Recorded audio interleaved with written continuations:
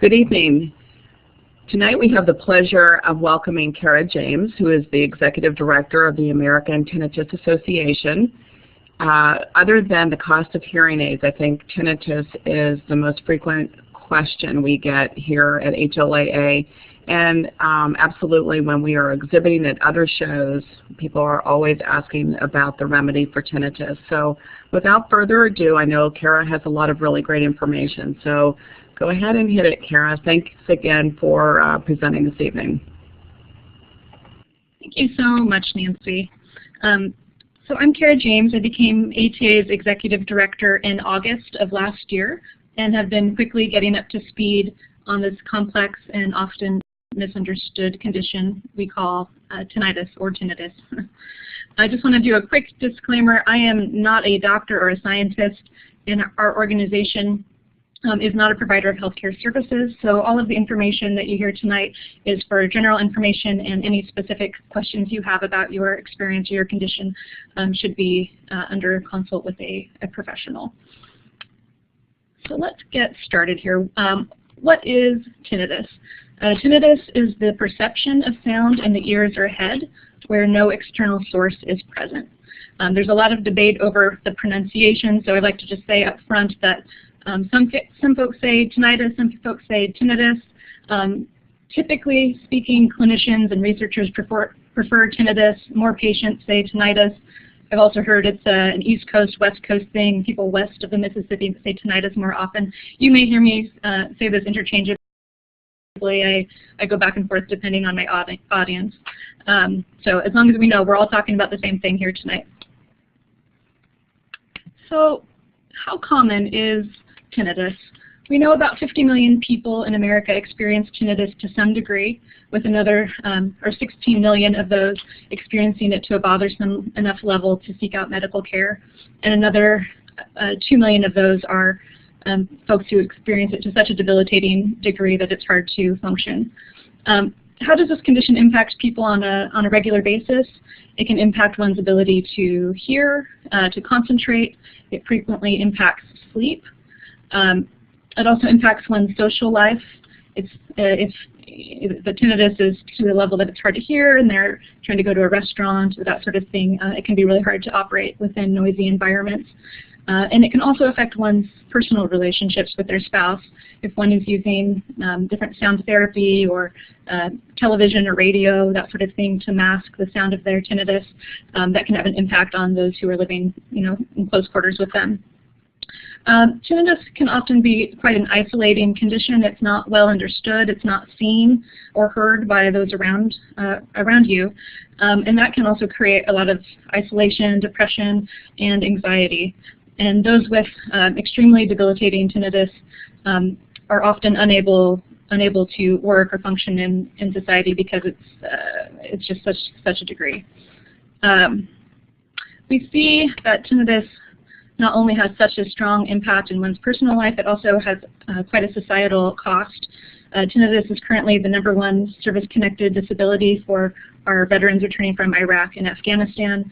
Our government pays out over $1 billion a year in care and claims for those with this disability, and we're projecting that to grow by another $1 billion by 2016.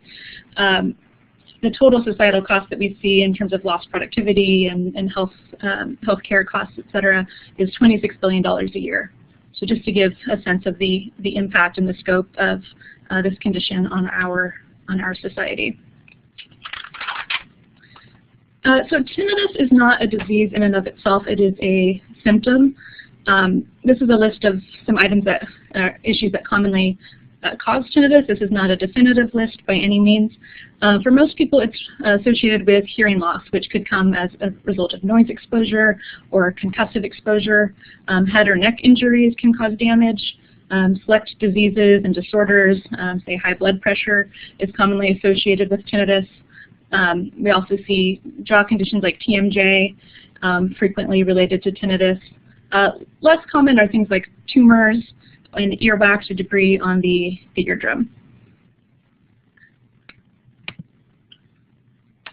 This slide is basically representing asymptomatic hearing, or in normal terms, normal hearing. Typically, in someone with a normal hearing, the sound wave enters the ear. It goes to the inner ear and the cochlea, which amplify and sort the frequencies of that sound. Then we've got the auditory nerves that translate those sound waves into that electrical stimuli, which the auditory cortex then recognizes and processes as sound. Now, another part of the brain takes that sound and creates an emotional reaction to it, and that's the limbic system. So that's how things work in someone with normal hearing. A person with tinnitus, the sound waves also enter the ear. There's frequently some sort of ear damage that reduces the amplification and the frequency recognition. The auditory cortex now is receiving less of the auditory stimuli, and the brain decides to compensate for that lack of sound by creating its own noise, often unwelcome noise of tinnitus. The limbic system then reacts to that sound as something negative, foreign, and unwelcome.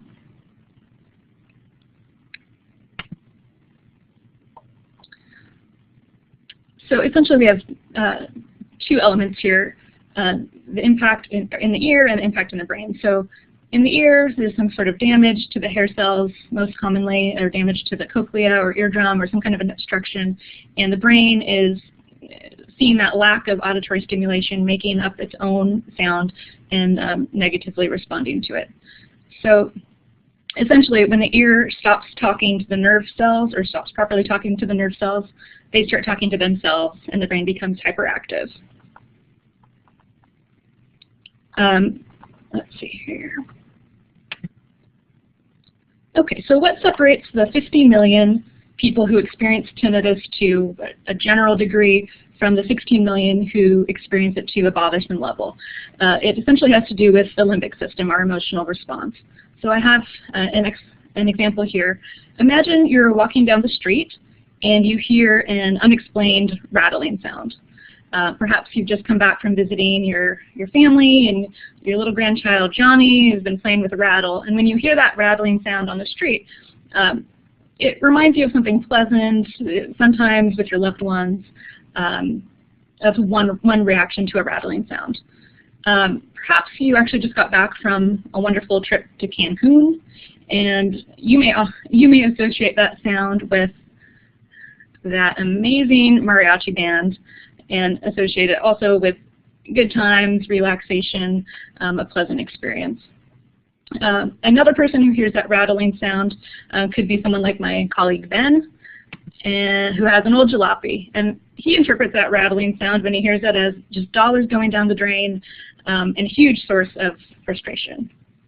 Yet another person, maybe some of you on the call, may live in Arizona or New Mexico, or maybe just saw too many Indiana Jones movies, and you hear that rattling sound as a threatening snake, and your body and your brain interprets that sound as something fearful.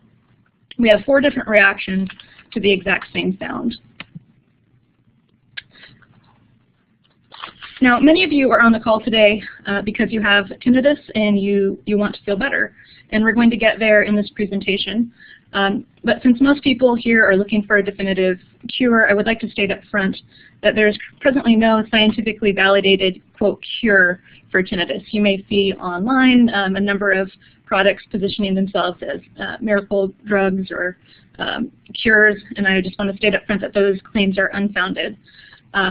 That said, hope for a cure is not lost, and there are quite a number of promising studies, and tinnitus research is moving at a faster pace than it ever has before.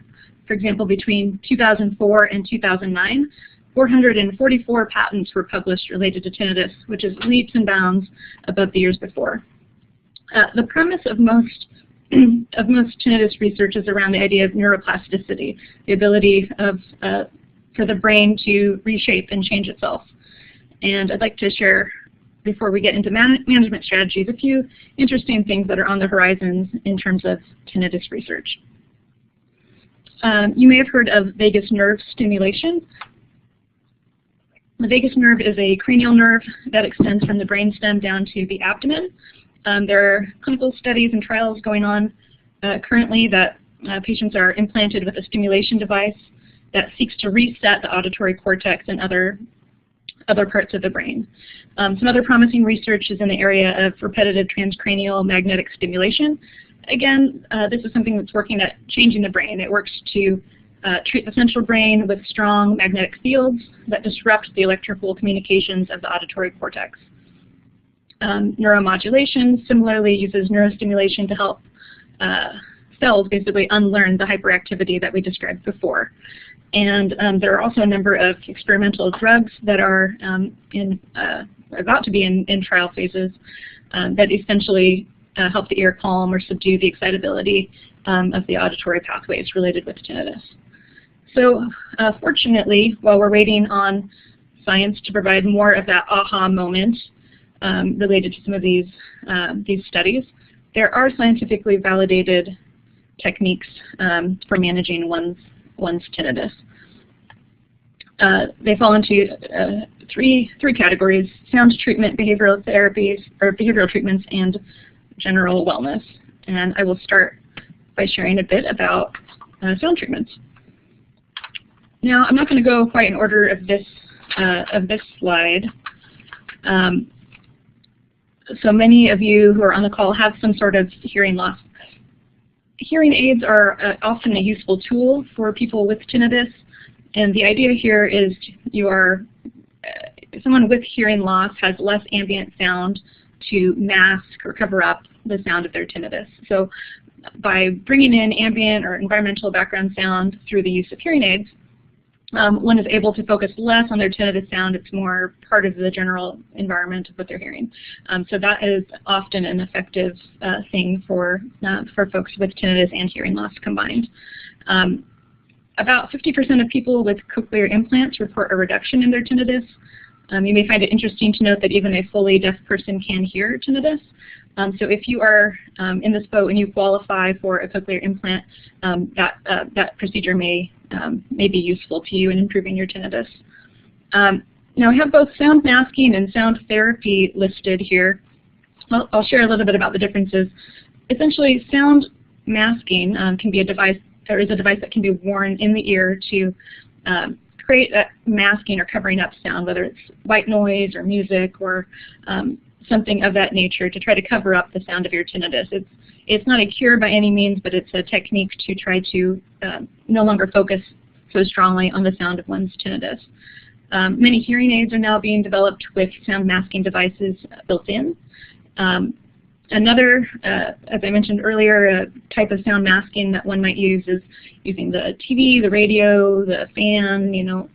Some folks use humidifiers in their bedrooms at night, different things that just basically create more sound in one's environment and make it easier to no longer focus so strongly on the perception of one's tinnitus.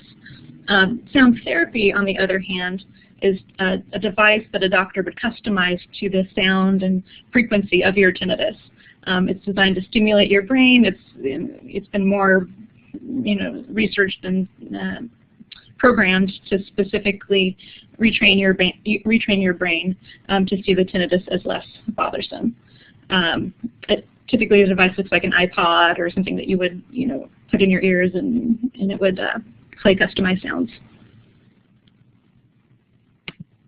So we've talked a bit about neuroplasticity, and even while we're waiting on scientists and researchers to improve magnetic and electrical stimulation techniques and all the other things they're working on, we do have the power to change our brains even now, which is how these behavioral treatments work. All of the therapies listed on the slide are designed to help one manage their reaction to tinnitus. Cognitive behavioral therapy is something that's done with the help of a trained counselor. You may have heard it said, whatever you do, don't think of a pink elephant. And what's the first thing you do? You think of a pink elephant. The idea here with cognitive behavioral therapy is not to avoid thinking about one's tinnitus. The more you try to, the more you're going to think about it, but rather to shift focus from that troubling or bothersome sound to other more positive and pleasant things. Mindfulness therapy is similar type of therapy. Tinnitus or tinnitus retraining therapy has had a lot of success for folks. This is typically a 12 to 18 month program that one would do with an audiologist who would provide this type of counseling. It's been most notably effective for William Shatner, a more famous case with tinnitus, where he was able to go from very catastrophic levels of this condition to being able to manage it so well that it barely bothers him at all on a daily basis. So we've seen quite a lot of success with tinnitus retraining therapy. Progressive tinnitus management is, again, another behavioral therapy that is built on these same premises of changing one's focus, focusing less on the negative reaction to the tinnitus sound, but to create more positive associations or change focus. And this is something that's been developed by the Department of Veterans Affairs, and it's used with a lot of veterans, and it's more of a group type therapy. They're working on specifically rolling out this therapy through the use of telemedicine. As you may know, there are challenges in finding qualified providers in a lot of these areas, and the advent of telemedicine and the ability to deliver therapies regardless of location is something that could really make a big impact here for tinnitus patients. So while it's not always easy to find trained providers, I will point out that HLAA has a website, HLAA.org, where we do have a provider listing, and we are working quite vigorously on redeveloping our website and our provider listing to provide greater access to resources to our members, and looking at ways to vet those providers who are listed on our provider listing, and make a really clear pathway of what type of treatment are you interested in, and which practitioners in your area are delivering those services. So while there's useful information now, I can tell you that come fall, it's going to be even better for being able to find resources in your specific geographic area. So these therapies are designed to impact the body's limbic system, which we discussed earlier, is the part of the body or brain that controls emotional response. The brain doesn't just hear the sound, it creates an emotional connection like we saw with the rattle or the rattlesnake. And the goal with all of these therapies is to remove that emotional reaction to tinnitus, and essentially make that sound that one is hearing, one might interpret in these various ways, to give it the emotional reaction that one has to a refrigerator or a computer monitor. Essentially no emotional reaction, just that sound in the background that you hear now and then, but it doesn't bother you, it doesn't impact your daily life. That's what these therapies are useful in doing, and as I said, they do take time. Changing one's brain is probably one of the hardest things that one can do, but it is possible, and there are a number of success stories and a number of useful practitioners to help people in this regard. So most people with tinnitus know that their condition is exacerbated by stress. So another very useful approach for managing one's condition is general wellness, stress reduction, exercise, socializing, healthy diet. The more one is involved in positive activities that they care about, and that involves quite a lot of concentration, the less one hears their tinnitus. We hear this time and again, that as soon as someone may have raging tinnitus, but as soon as they get deeply involved in a project, it tunes down to the point that they're not as able to hear it. So just another wellness approach to keep in mind that there are ways to turn this down for the majority of people. Now, you may have already gone through some of these steps, but if you have tinnitus, obviously the first course of business after this webinar is to go and visit your doctor. Most people start out with their primary care provider and are then often referred on to a specialist. So you would be looking at going to an otolaryngologist, also known as an ENT, and ear, nose, and throat doctor, or an audiologist who can do basically more tests to see if there's any physiological reason that we need to rule out that may be causing your tinnitus. For the vast majority of people, they don't have a specific known cause, and I know that's troubling for a lot of people who want to put their finger on exactly what's going on. But it's an important first step to make sure that there's nothing specific happening that you need to attend to. So seek out one of those providers in your area. Be informed about your treatment options. Sadly, quite a number of providers are not educated in some of these newer behavioral therapies that I've mentioned, and so what you're learning here today, other resources you can find on ATA's website, would be useful in posing your questions and getting together with your doctor. Find the options that are best suited to you. Many tinnitus patients are also experiencing other simultaneous conditions or experiencing depression and anxiety, and these things may need to be treated in conjunction with the tinnitus.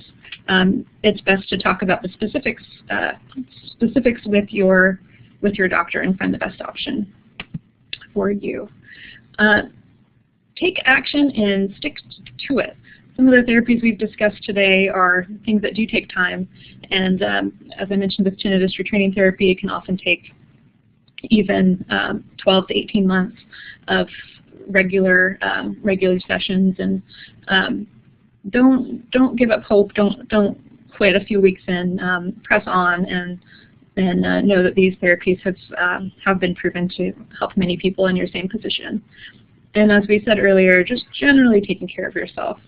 And find the support that you need, whether that's a good family member or friend to talk about your condition with, whether that's finding a support group. ATA offers support groups around the country. We help facilitate these with local volunteers, and I know HLAA also has chapters and I'm sure has local resources where you can tap into other people who are dealing with the same issues that you are. So a little bit about the American Tinnitus Association. We're a patient-centered organization. We provide information and education for people, the support services, such as, like I mentioned, with the support groups. We also offer an 800 helpline for people who need more information or just need a listening ear to talk with someone.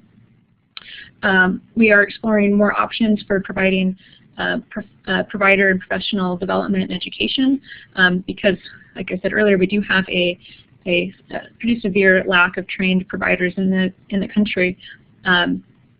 That are providing useful services to people, and so as our organization grows and progresses, we see this as an area of significant opportunity to provide more useful services to our members. And we also work with researchers, and I will share a bit more about that in the next slide. So we've been around for about 40 years as an organization, but we have for at least 30 of those years been focusing on tinnitus research.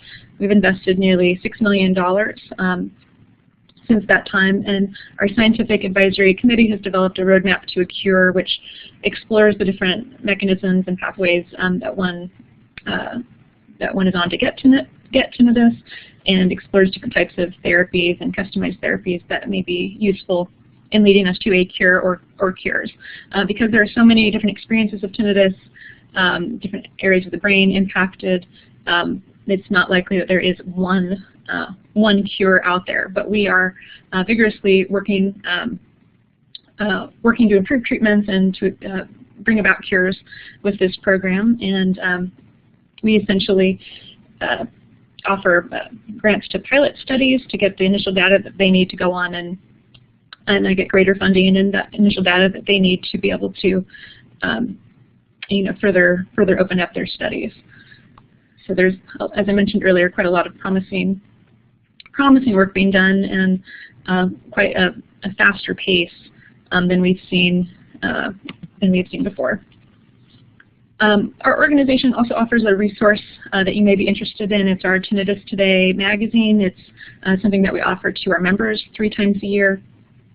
We provide patient stories, and the issue you see here on the slide is about people who are exploring their tinnitus through creativity and just expressing themselves, and how that has helped them come to better manage their condition. So we have stories such as that, and try to offer hope about where we are in terms of research, offer the latest in management strategies, and connect people with really any of the most up-to-date information that we can offer to our members. So if you are interested, I would suggest you visit our website, and we can direct you to that resource.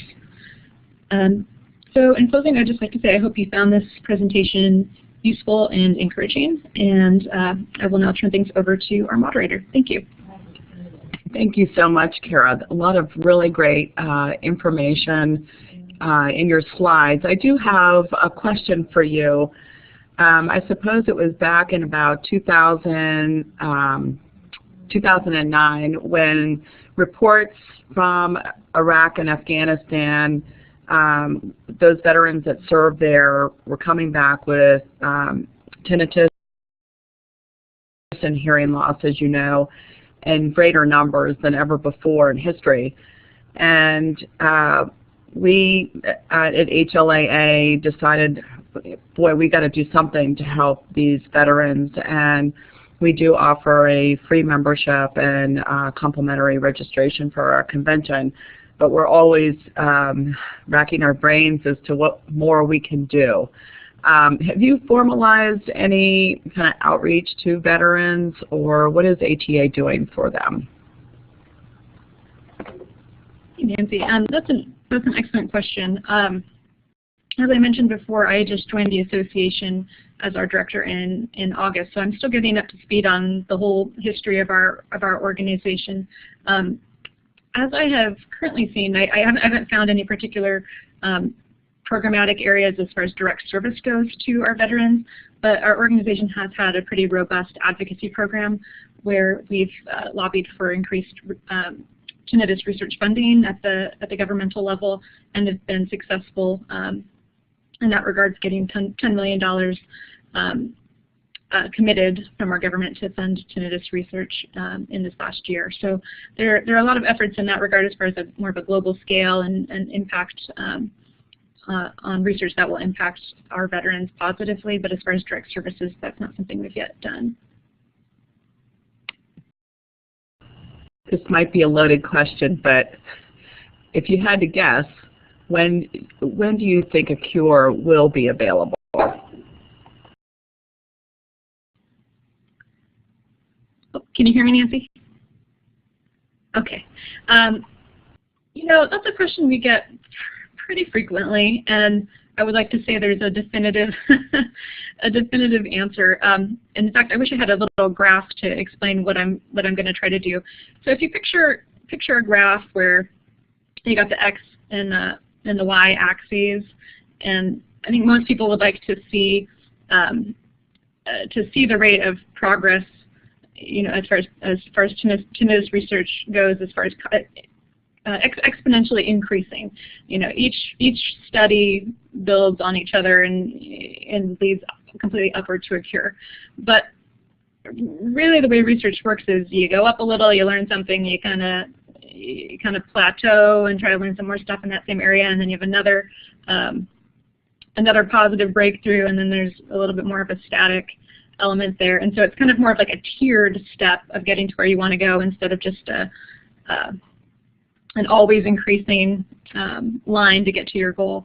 So I think we've seen quite a number of positive steps along the way, and we certainly have quite a bit farther to go. I won't put a number in terms of years. And as I said before, I'm not the scientist or the scientific expert here on our organization. I can say that I did sit in on our organization's scientific advisory committee meeting where we were reviewing recent research grant proposals, many of which had very positive elements that we think will get us much closer to where we want to be in terms of a cure, but no specific timeline as of yet. That's, as I said in the beginning, that's a question that we get very frequently, and particularly when we exhibit at health and fitness expos and other organizations' shows, there's so many people that have it. It's unbelievable. So this is really great information. I thank you very much for presenting this evening, and I thank Deanna Baker for providing CART. And as you know, this has been recorded, and we will post on our website so people can watch this at any time, which is really a great resource. And I don't see any other questions, so we'll go ahead and sign off now. Again, thank you so much, Cara. Thank you, Nancy.